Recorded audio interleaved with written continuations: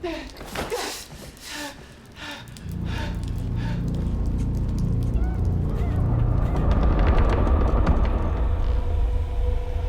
houses wherein men have lived and died are haunted houses.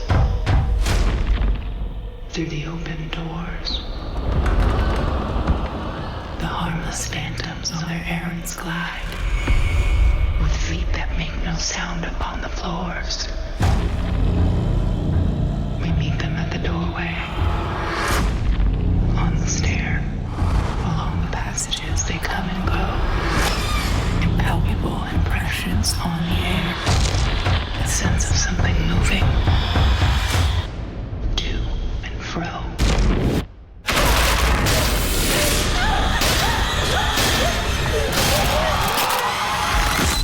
The Night House. Rated R. Hey, we just came back from the Night House. Thanks to Amber Hunt for inviting us. She rented a theater. Her brother's one of the co-writers. Yeah. Yeah. Amber Hunt from the great true crime podcasts Accused Yeah. and Crimes of local the Centuries. celebrity. Yeah. Yes. We're so proud. One of my favorites. And we've been fortunate to build a little relationship. She's been on the show before. Yeah.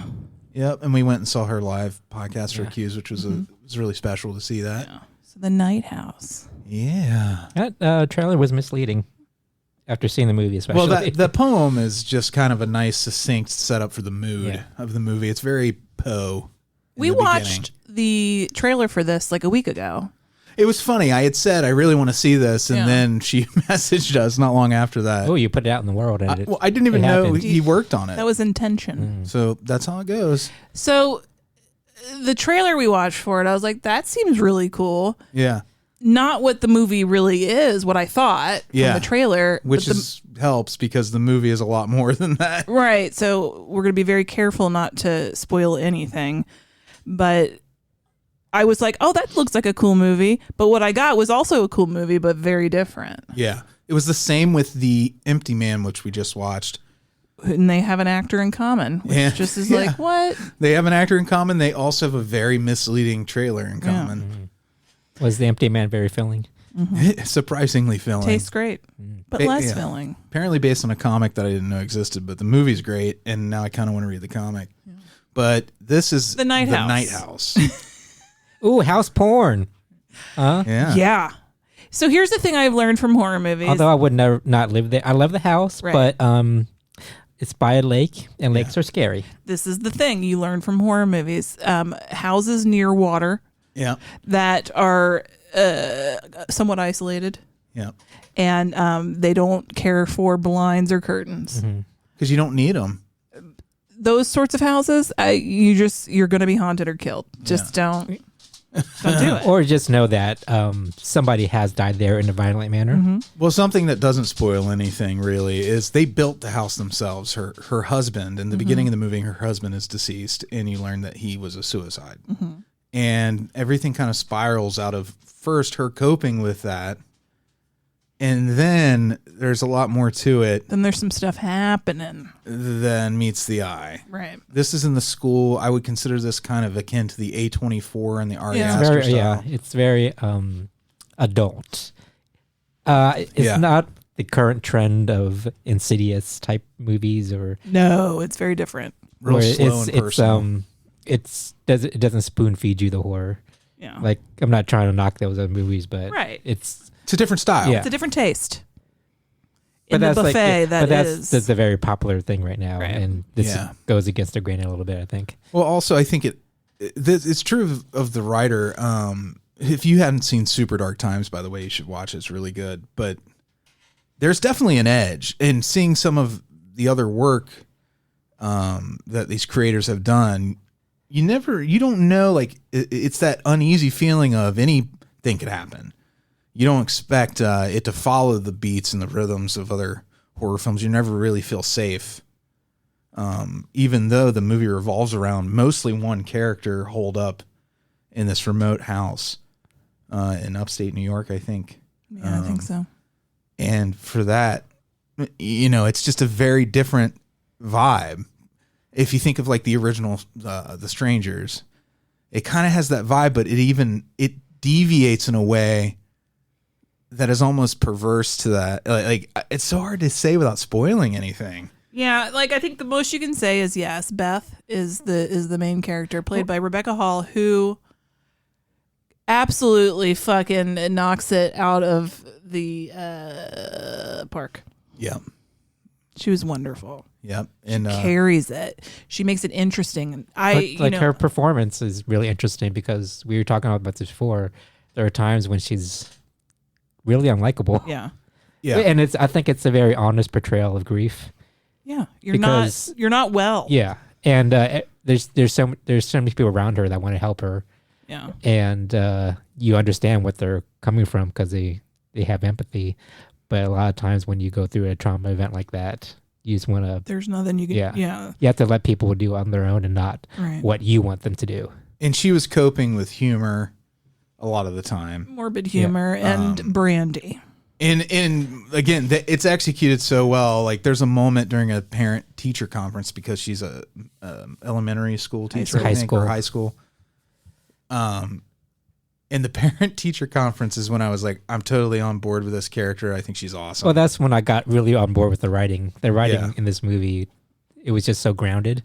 Yeah. And it made it feel real. We've all been through big grief moments in our life. You know, you're never out of those moments, but like we've gone through big losses. Yeah. So there's things I saw here. I was like, this is true. This is real.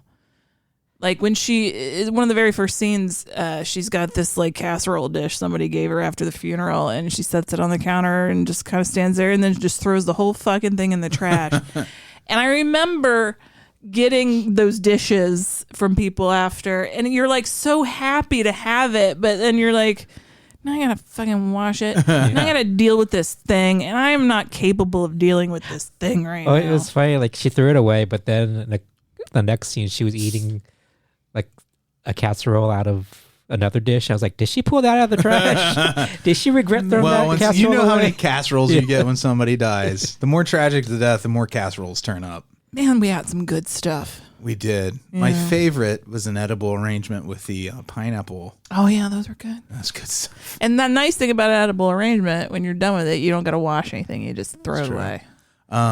Anyway. There's a bar scene with her and other teachers going out after work. And that's another point where they nailed it. Probably a week after her husband died, maybe a little bit. I think she said a couple of weeks. Couple of weeks. She went back to work. She only missed like 3 days of work or something is what the way they present it. Yeah. Which that shows somebody who... Well, that's what you get for at my employer. Well, yeah. So you get 3 paid days and that's it. Yeah, but most people, when they lose a spouse, of course, there's more time involved. But it speaks to the character, and you kind of are like, well, she was already... before this ever happened, she was dealing with mental health issues and depression. She talks about that. And she had that sardonic edge. This isn't what made her that way. It just kind of confirmed maybe her worldview to begin with, that nothing matters. And it's kind of fun to watch a character who has that swagger of nothing left to lose. Usually you have somebody who's just kind of... She has her moments of falling apart. This is a great performance. It's a wide range of things that are put out there. But she does, for the most part, she's almost like, Bronson in Death Wish or something, where she will risk anything to find out. Yeah, like there were everything. The spooky moments where a thing is happening. You think you're getting close to a jump scare, which there were some really good ones. Andy screamed. I got a couple of times it got me. I shrieked, and I was like, Jesus! Yep.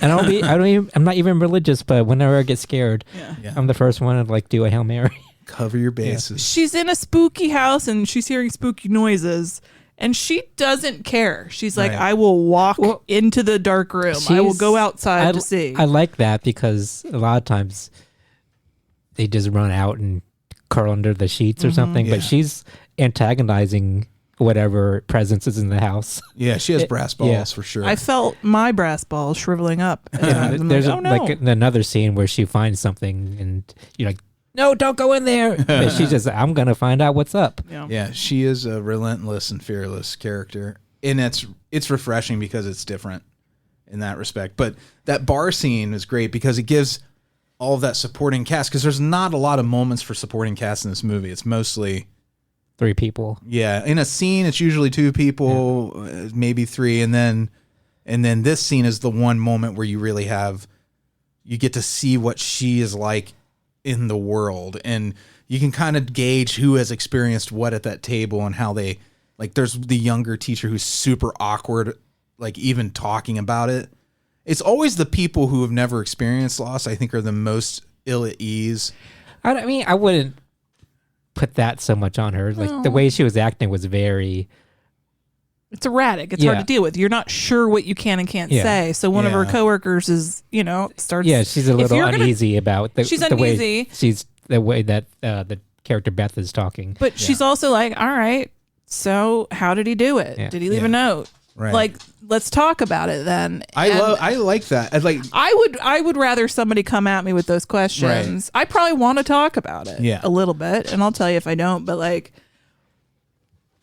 yeah, her one friend's like, don't, we're not, no. And like, but isn't that, we're not doing that here. We're not gonna be negative here. And it's like, but this is real shit. It's funny. Sometimes it's the people that really know the person who's grieving and they're really close to them and they're real protective of them. Mm-hmm. But that's not what you necessarily want when you're that person. You want somebody who's maybe been through the same situation to debrief you and give you a feeling of being normal and not like you need to be protected, like or you're fragile. Let's pretend this thing didn't happen, right? Or act like it didn't happen at all. And then, but that scene's great because none of those characters have the same react. It would have been easy to just have one person have an awkward interaction with her, but they go through the whole table and everybody addresses things in a different way. Everybody has an agenda. Yeah, you always expect like the doubting Thomas scene where everybody tells her that she's crazy because she does bring up.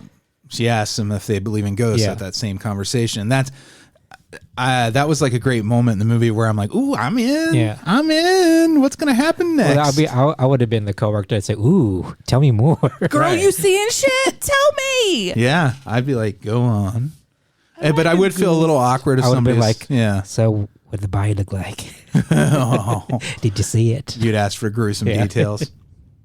Well, I tend to overshare with and get too familiar with people too fast. I told Amber's husband that his mask looked like a athletic cup. Yeah, that was pretty funny. But it did. I mean, like, it was an awesome Jason Voorhees. If you're a Crimes of the Centuries listener, this is husband Elijah. Tell him about the mask. He just had this awesome, he said, I think he got it on Etsy, but he kind of modified it. And it's like Jason Voorhees, but just... the hockey mask, the bottom part. But it's just the bottom part. Just a COVID mask, yeah. Anyways, it was cool. I want one. Like, it was plastic. Yeah. And then he had like a mask inside of it, right? Inside, yeah. That's cool. It was very cool. We don't go out much or see other people anymore. So we were like, this thing. We're like people who just had a baby or something, only it's that we were holed away during the pandemic. Virus. Yeah. So we spent so much time talking about her as a character and like her backstory and motivation because she's so compelling. Yeah. Because she's the biggest part of this movie. And at times she's can be an unreliable narrator because of... Well, you don't know. Yeah, because she's coping with her grief by drinking a lot. Yeah. A lot. So when she tells you like she experienced these things, well, to other characters in the movie, like, no, it's like, is she actually doing this, or was it like a drunken stupor type thing? Don't you think it's interesting that the only person that ever doubts her accounts is herself?